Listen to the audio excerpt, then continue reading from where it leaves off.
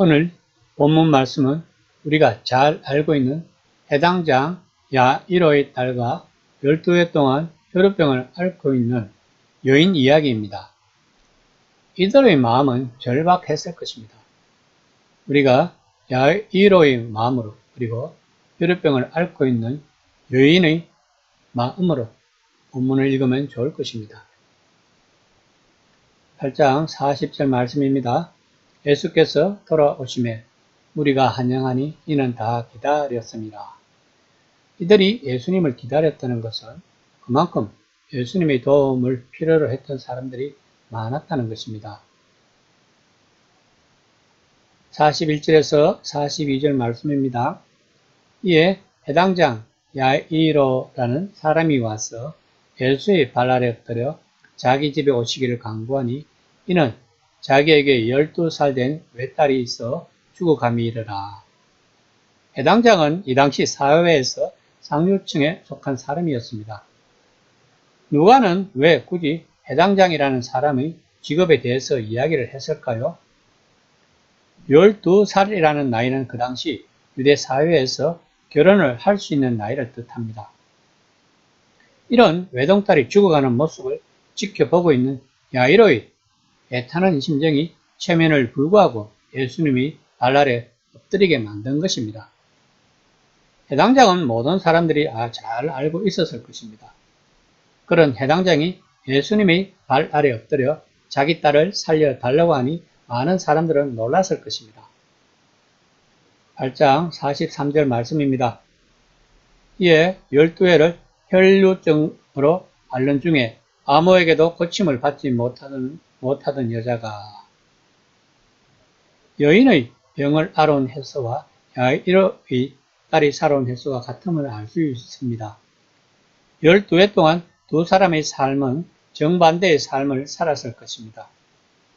야이로의 딸은 외동이었습니다. 그리고 상류층의 집안이었고 그 딸을 위하여 자기의 체면을 버리고 예수님의 발날에 엎드린 야이로를 볼 때 엄청나게 기움을 받으면서 세상 부러울 것이 없는 삶을 살았을 것이며 반대로 12해 동안 혈우병을 앓은 여인은 죄인 취급을 받으며 격리된 생활을 했을 것입니다. 너무나 대조된 삶을 살아온 두 사람입니다. 8장 44절 말씀입니다. 예수의 뒤로 와서 그의 옷가에 손을 대니 혈류증이 즉시 그쳤더라. 그 당시 유대 사회에서는 거룩한 사람의 옷을 만지면 유익이 있다는 믿음이 있었습니다. 여인의 혈류병은 나병과 같이 무리와 격리된 생활을 해야 했습니다. 만약에 여인이 혈류병 환자라는 사실이 알려지면 여인은 군중들에게 곤욕을 치를 것입니다. 8장 46절 말씀입니다. 예수께서 이르시되 내게 손을 댄 자가 있도다. 이는 내게서 능력이 나간 줄 알미라 하신대. 이 표현은 예수님의 몸에 있던 일정량의 능력이 빠져나가 소모되었음을 뜻하는 것이 아니라 그의 옷에 의도적으로 손을 댄 사람에게 치유의 사건이 일어났다는 점을 부각시키기 위한 것입니다. 8장 47절에서 48절 말씀입니다. 여자가 스스로 숨기지 못할 줄 알고 떨며 나와 엎드려 그 손댄 이유와 곧 나은 것을 모든 사람 앞에서 말하니 예수께서 이르시되 딸아 내 믿음이 너를 구원하였으니 평안히 가라 하시더라. 병 고침을 받은 여인은 그냥 집에 가면 되는데 왜 구태여 예수님 앞에서 고백을 했을까요? 그리고 예수님은 그 여인의 이런 행동에 대해서 믿음이 좋다는 표현을 했습니다. 그러면 예수님이 말하는 믿음이 무엇일까요? 혈류병을 앓고 있는 여인은 절박한 상황이었을 것입니다. 이런 절박한 상태에서 인간은 누구나가 다른 존재에게 의존을 하게 됩니다. 믿음은 절박한 문제를 안고 있는 사람의 절박한 행위인 것입니다. 많은 사람들이 예수를 기다렸으나 절박한 심정으로 예수에게 손을 대고 엎드려 간구한 사람이 예수님의 능력을 경험했습니다.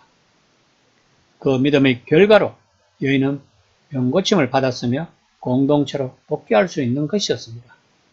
이것이 구원인 것입니다. 구원은 영육간의 속박에서 벗어나 하나님 나라의 공동체의 일원이 되는 것입니다. 구원은 이처럼 죽어서 가는 천당이 아니라 살아서 하나님의 다스림과 은혜를 받는 것이고 죽어서도 하나님의 다스림을 받는 것입니다. 8장 49절에서 50절 말씀입니다. 아직 말씀하실 때에 해당 장의 집에서 사람이 와서 말하되 당신의 딸이 죽었나이다. 선생님을 더 괴롭게 하지 마소서 하거늘 예수께서 들으시고 이르시되 두려워하지 말고 믿기만 하라. 그리하면 딸이 구원을 얻으리라 하시고 야이로는 혈루증을 앓고 있던 여인이 치유를 받는 모습을 볼 때까지는 소망이 있었을 것입니다. 그런데 자기 딸이 죽었다는 전가를 받았을 때의 심정은 어떠했을까요? 이에 예수님은 또다시 믿음에 대해서 이야기를 하십니다. 믿기만 하면 구원을 받는다. 이 말씀은 오늘날 우리가 전도할 때 많이 쓰는 말입니다. 그런데 18세기에 산데마니아라는 이단이 있었습니다. 이들의 신조는 믿기만 하면 구원을 받는다는 것입니다. 오늘 본문에는 믿기만 하면 구원을 받는다는 말씀이 나옵니다. 그러면 이단이 아닌데 왜 이단으로 취급을 받았을까요? 오늘 본문 말씀에 나오는 야이로의 심정에 들어가 보면 알 것입니다. 자기 딸이 이미 죽었는데 살릴 수 있다는 믿음을 가지면 살릴 수 있다는 것입니다. 불가능한 상태에서 믿음을 강요한 것입니다. 이는 누가복음이 기록될 당시의 상황을 알아야 합니다. 이 당시 초대교회에서는 예수를 주로 시인하면 로마 황제를 부인하는 것이 되므로 반역죄로 처단이 되었다는 것을 우리는 알아야 합니다. 다시 말하면 목숨을 걸고 예수님을 믿었던 것입니다.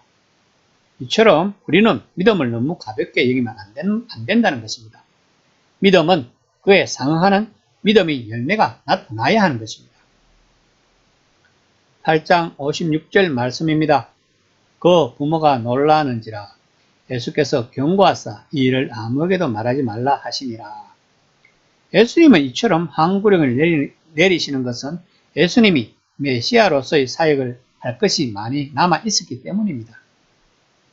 오늘 본문 말씀에서 믿음은 구원에 이르게 된다는 것을 알 수 있습니다. 그 구원은 오랫동안 단절된 생활을 했던 한 여인이 병고침을 받고 공동체의 일원으로 회복되는 것이고 또한 죽었던 여자아이가 다시 살아나는 것입니다. 다시 말하면 우리가 예수를 만나서 내 인생이 꽃피는 것이 구원인 것입니다. 그러기 위해서는 우리에게는 야이로와 12회 동안 혈류증을 앓았던 여인의 믿음이 필요하고 그 믿음에서 나오는 행위가 동반이 되어야 하는 것입니다. 이 시간에 생각해 봅시다. 나의 믿음에는 절박함이 묻어 있는가를.